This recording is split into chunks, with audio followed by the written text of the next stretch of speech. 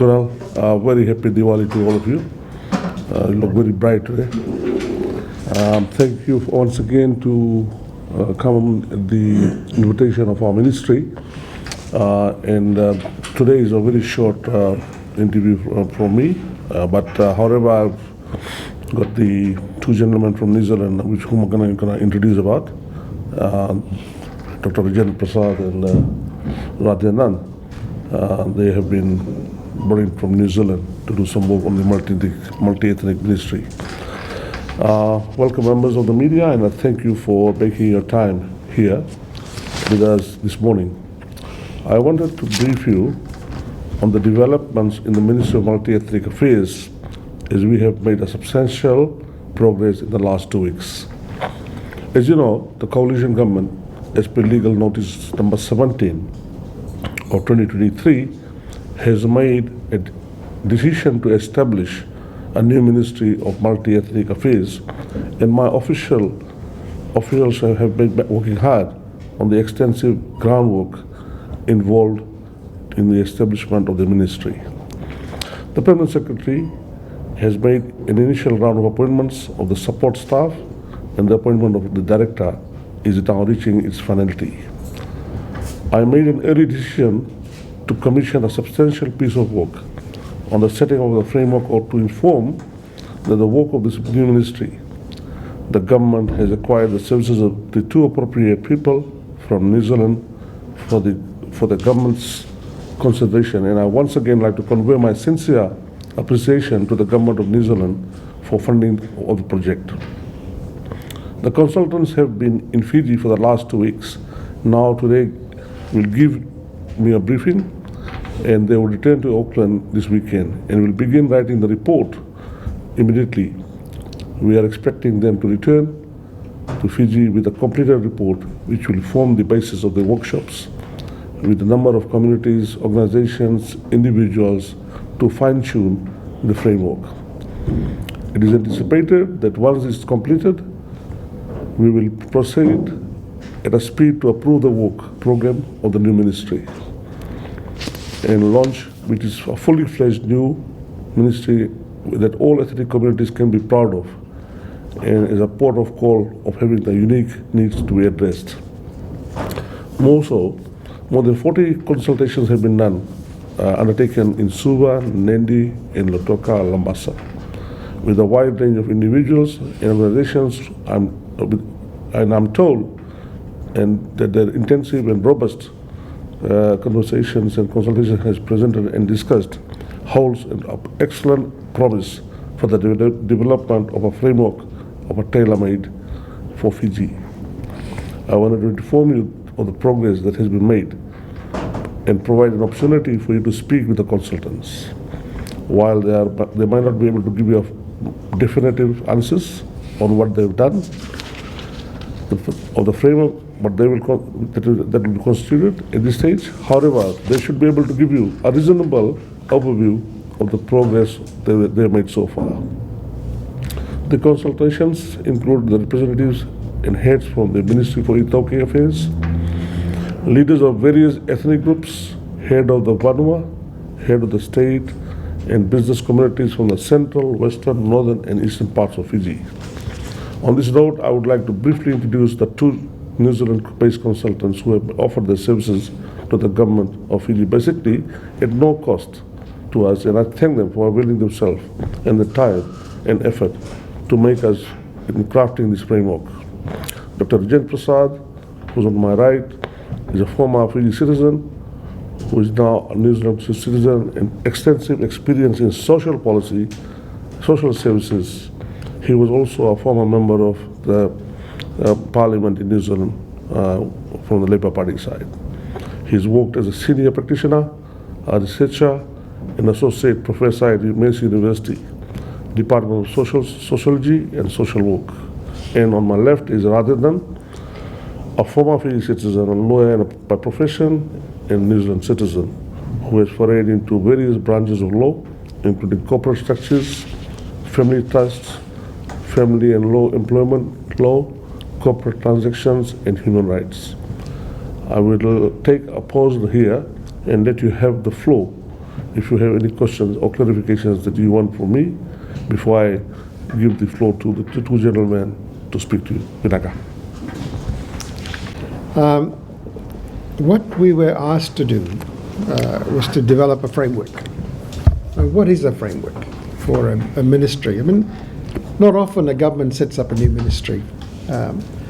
And it is new. It's not the old ministry that's gone. This is a new ministry. And in time, you'll see what shape it will take. A framework is probably the broadest document that can be prepared to give the ministry shape, to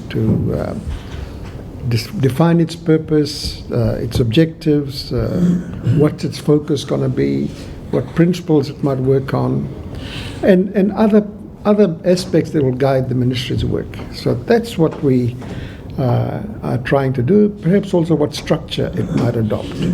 But remember, we're simply providing advice. This is eventually a political decision as to which one of the recommendations the government accepts. This is a consultation phase, and that means it was our turn to listen. And when the minister asked me to do this job, asked us to do this job, I said, yes, we can, but we have to come and talk to your people first. Otherwise, it will end up in the rubbish basket. So we said, well, let's take a slice of Fiji, who are the key players in this space, and let's go and talk to them. We know we can't talk to everybody, but when they start telling you the same things, you know you've heard enough. So I think towards the end we are hearing the same things. So we've got an idea now, and now we will go back home, consider all of the material put before us, and then start to write our report. It'll be a draft report, but we'll do that, we'll benchmark that against international best practice. And at the moment, the international best practice comes from New Zealand, Australia, and Canada. I mean, they do have pretty sophisticated multi-ethnic frameworks and a real attempt to involve the different ethnic groups in the work of the nation state. So we'll consult that. We'll look at some peer review of what we do. And when it's ready, and I don't expect that to be particularly long. I think when you reach this phase, you've got to get to the next phase quicker, otherwise everybody will forget. We want to do that pretty quickly, and then we'll come back. When we come back, as the minister said, we'll report back in a similar way, probably larger groups, and then have a workshop on what those ideas are. And if there are holes in those ideas, people will tell us. If there's something missing, we can add that. And something really doesn't suit the culture of Fiji, then we'll adapt that. So that's the framework, that's the process, and then we'll very quickly after that give you the final report. So we've seen a large range of people, and you might be interested to know what did they tell us. And I think this is it was very, very telling. We were privileged to have lots of consultations. People did want to talk to us. They made their time available, and we made sure we went to right through from Tudriketi, right through to Rokotukamba, and Itoke, and right across to some very small ethnic organizations looking after the interests of a small group of people or members. So quite wide range. One learning is this, it's got to be a different ministry, different type of ministry. Everybody thinks that, it'll be scholarships.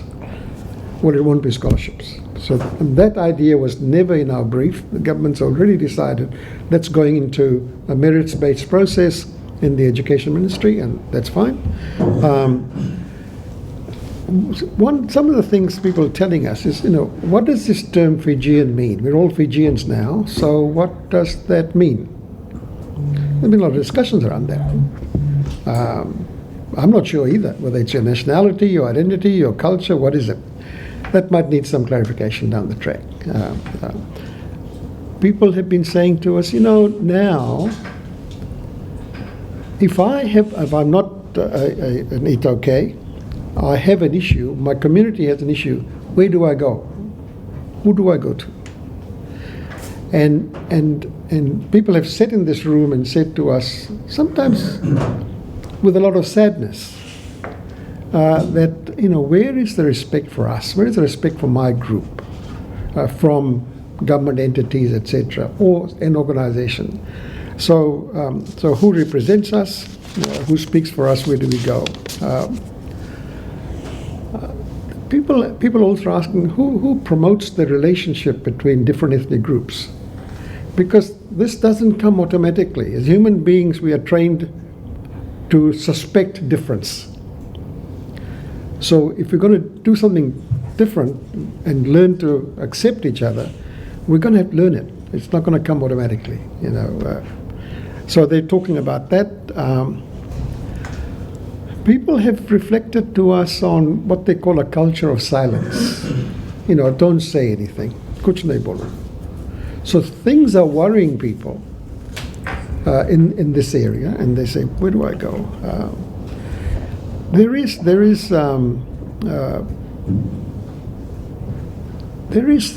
people are looking for some strong force to reunite the communities in Fiji. How is that to be done? How do you reunite people? Or are we going to live in our separate places? So they're talking to us about that. They're certainly wanting the new Ministry of Multi-Ethnic Affairs to provide leadership. And so that'll be a big challenge for the staff of the ministry when it is fully assembled. Some people have been talking about this unrealistic, that the separation into Itoke affairs here, ethnic affairs here, and they say that's unrealistic. Because in many areas, the interests are the same. And they're talking to us about that as well. And so that's where they both realize the need for cooperation. And now, positively, when we talk to the Minister of Itoke Affairs and the Permanent Secretary, and when we entered into a discussion in this space, they say, absolutely, we're going to have to find a way where there are some creative mechanisms by which these interests can be brought together to reflect what citizens are saying. It was a very interesting discussion from, I think it was Itoke, and then from some of the chiefs, as to where does this community, where do ethnic communities fit in the Great Council of Chiefs structure? It's a fascinating discussion. They're not saying it's going to be in there. They're saying there must be a linkage there as well, because it's going to be a powerful institution in the Fijian context. And what ethnic communities that we've spoken to are saying, Regine, they say, we want to be around the table. We don't want to just sit in our homes or in our offices. We want to be around the table. Another aspect they say is about data. I go and I ask them, well, what's the composition of your clan group? They said, we don't know. I said, what do you mean you don't know? How is it possible that an institution offering services to Fijian citizens does not collect ethnic data? Oh no, we have data, but we're not allowed to publish data. Well, I don't understand that, so we're going to look at that. If you don't know who your people are, if you don't know who's coming and going, if you don't know who has what kinds of experiences, positive and negative, how are you going to design programs that reflect that? So that's something else that was discussed, and it's in our minds. A lot of discussion about using the country's resources productively, and we'll think about that. So they're also saying, there's a real brain drain. Our brains are leaving us, and that's a worry. There's some programs I've seen reflections in the media about attracting brains back. Or when I say brains, you know what I mean. I'm not saying they're all brainy, but attracting people back who could be useful here. And they say, well, how do we kind of do that? Now, that's just a slice of what they've said to us. And we've got several notebooks full of notes, but I thought I'd give you just an idea of what they said. So that's all from us. We'll be happy to take questions from you. I'm sure you will be aware of so many criticisms when the ministry was first introduced to your portfolio of Ministry of Multi-Ethnic Affairs about what exactly the ministry is going to do and why it has taken this long for us to now start to sort of get the ball rolling, start to see results of what the ministry is going to be. So just any comments you'd like to make on the journey that you have taken to get to this point with the Multi-Ethnic Affairs Ministry? Yes, thank you very much for that question. Well, firstly, if you see that the Multi-Ethnic Affairs Ministry was there prior to 2006, and the last government actually abolished that ministry. So to get something started again, it's not easy, and you need to start with some definite point of figure out what to do. So we wanted to just not simply establish a multi-ethnic ministry and start distributing harmony and roles. This is not only the task of our ministry. We'd like to see that there's some definite programs are set in place that could be established for a long term. And it should be not only become a framework, but somewhere down the line through cabinet, we could establish a legal basis of it in parliament, so that whichever government comes into place, they have to follow this multi-ethnic affairs law as a matter of a policy by the government. So for that, we had to get some experts, and here we got the two experts who've come, and we had to identify who's the right person who could help us deliver this particular framework. Then I identified Dr. Jain and Radhe for the matter. But not only that, I didn't want to burden the government of Fiji for bringing in consultants. So here we had to talk to the New Zealand government. They have actually, as I said, they have sponsored for the full exercise that currently these two gentlemen are going to be doing. And this took some time. And finally, when the approval came from New Zealand government, and they're here now. So we are not too late anyway. We are still in the 10th month of the government, and within a couple of weeks, the report's going to be out. Thereafter, we'll present to the parliament, and then the whole work starts. Is there any certain time frame that you're looking at? Well, before Christmas, I probably see that before Christmas, the report's going to all be set and done with. And for the last sitting of parliament, perhaps in the last cabinet meeting of this year, we'll present there. And early of the next year, first sitting of parliament, we should be able to get something approved in parliament as well. May I just respond to that as to what I found when I came? I did find a ministry, and this is it. I did find a permanent secretary, and that's him there. I did find 12 staff, 6 of whom are Indians and 6 are Itoke. And setting up backroom functions and really beginning to think through, doing the actual work. So that's what I found. I don't know if it helps or not, but I don't know. And Dr. Prasad, just from some of observations that you have made and some of the, contributions that were received by your team, is it safe to assume that part of the ministry's function will be to foster ethnic cooperation and understanding in the country? Part of the militaries? Part of the ministries. Yes, absolutely. Look, there's one phrase that you could popularize is social cohesion.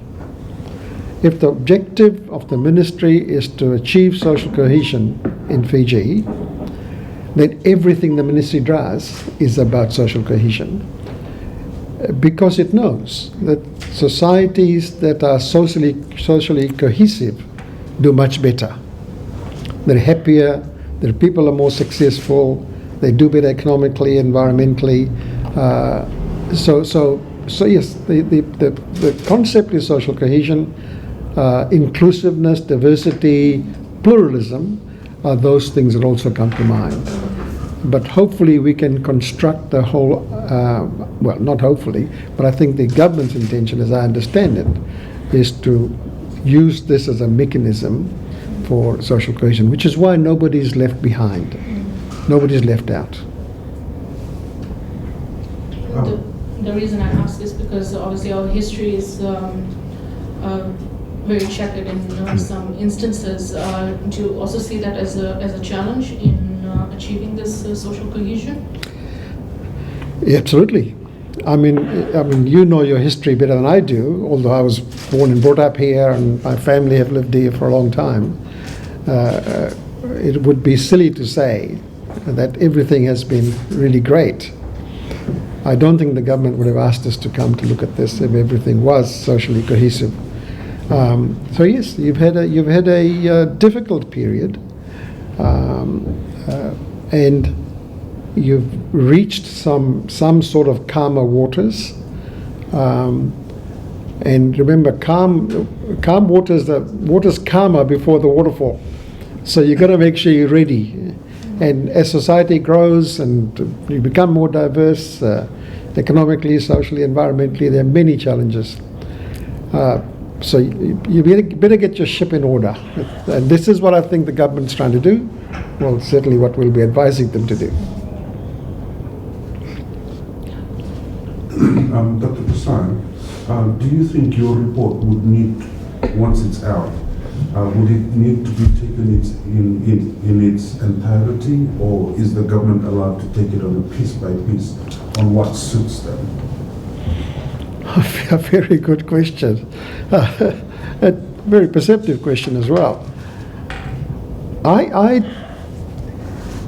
think we'll prepare a report where the direction of travel that the government, the country needs to go through will be clear. If you're heading towards social cohesion, then these are the things you need to do. But I'm realistic in the sense that you can't find the financial resources or the human resources to do all of that from day one. So it's going to have to ramp that up. And I'm hoping that I'll be able to prepare a report where it says, here are the priorities you need to adopt and the order in which you adopt them to ramp up the work.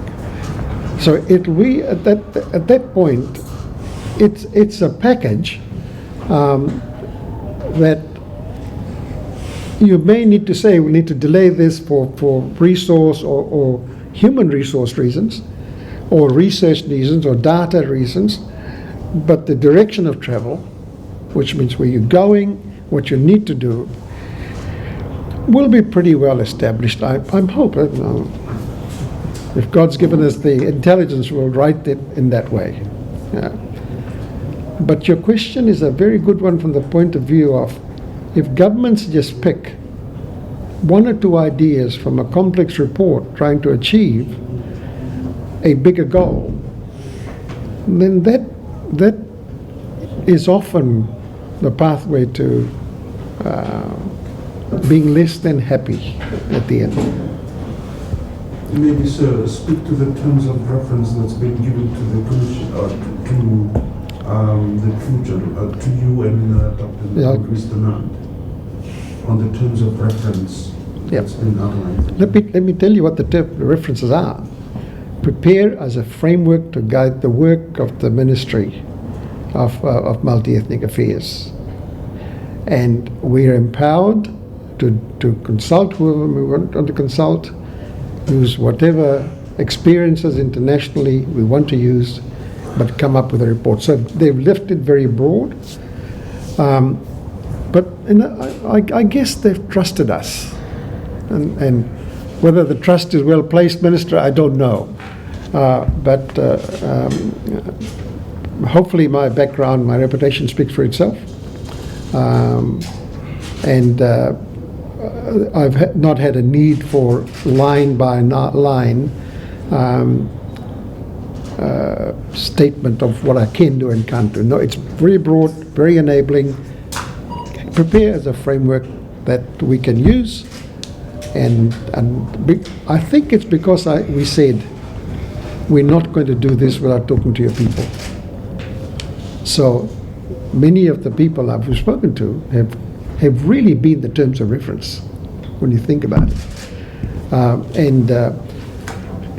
The good thing is that it's enabled us to be pretty go anywhere we want to in terms of any question we want to, and even ask awkward questions. Why this doesn't make sense? Why are you doing it this way?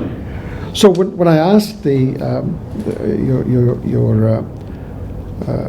chiefs about does this make sense, in your constitution or wherever, they're able to talk freely. So there. Also, in your statement, you made a valid question on who do we go to as individuals or as an ethnic group. Who do we go to or rely to protect our interests? But the term Fijian was something that was brought forward by politicians and elitists that was forced on everyone. My question is, can everyone come to an understanding that there is common ground for all Fijians? No matter one's ethnicity, religious belief, creed, or culture. You see, because everyone celebrates everyone's achievements, religious beliefs, and traditions. Is this something worth celebrating or something worth looking at? Oh, absolutely. I think if I understand your question, your citizens are Fijians. They're Fijian citizens, and they understand the country, they understand its people. They're not the same. Everybody's not the same. But by golly, they're all Fijians. Like, I'm a New Zealander. My passport says I'm a New Zealander. I'm proud of it. But I'm still in Pacific Indian. I'm an Indian from Fiji. And I do different things from a Maori person from South Island in New Zealand. So my country understands that. So the notion of being Fijian is certainly capable of bringing your citizens together and enabling each of the components of that, which are the ethnic groups, to be themselves, to enjoy the culture, to participate in each other's culture, as you do. Diwali is on Monday, so everybody will be celebrating that. And that's entirely a reflection of an entirely successful society where you can do that. And I hope that will continue, because that's how I grew up here. We celebrated everybody's culture, and we celebrated Eid as much as we did Diwali or Fagua or something else. Christmas, Bada Din. Remember that we called Christmas. It's the biggest day, and we had fun. We don't detract from that. Just to add a bit more on that. So we retain our identity as when it goes to ethnicity, but appreciate every other ethnic groups, including Ethokis. Shael, just to add a bit more on your question, in addition to what Dr. Prasad has said about social cohesion, pluralism, inclusiveness, cultural diversity, and I'll add a few more things in an integrated way. Integration versus assimilation. So we don't want a culture to be assimilated, but integrated. So we all live together, and that brings social cohesion as well. Now, I see pluralism being already practiced in Fiji. You don't get that in many countries, including Canada, Australia, and New Zealand. Example is Diwali being public holiday. Ramadan, or Prophet Muhammad's birthday, is public holiday. Christmas, public holiday. Now we have got additional public holiday, Gurmit Day. And Ratu Selala Sukuna Day has come back by this coalition government. So you see the pluralism concept is already enshrined in our day-to-day living through our good governance of good governments. The last government, I don't want to be political, but it's a fact, took away Ratu Sera Sukunade as well. It has been brought back. So these notions are already been seen, and we need to just take that to another step, and that's what Dr. Prasad was talking about. Minister Singh, on the Truth and Reconciliation, there was a picture shared with you and Dr. Prasad, I think earlier this week by Assistant Minister. Is this something that you're trying to link together with the establishment of the multi-ethnic community? Well, I think it's something that needs to obviously be put together, because without multi-ethnic coming on board with a proper framework and the next step of the Truth and Reconciliation Commission that's going to be established will work hand in hand to make things happen better for the country. But I will not elaborate anything further because the establishment of the board or the commission has yet to be done. And let's see who the members are, and then from there on we can speak more about it. But understand that there was a photo shared of the two gentlemen. Where was this? Yesterday. Where? And under the... Then around.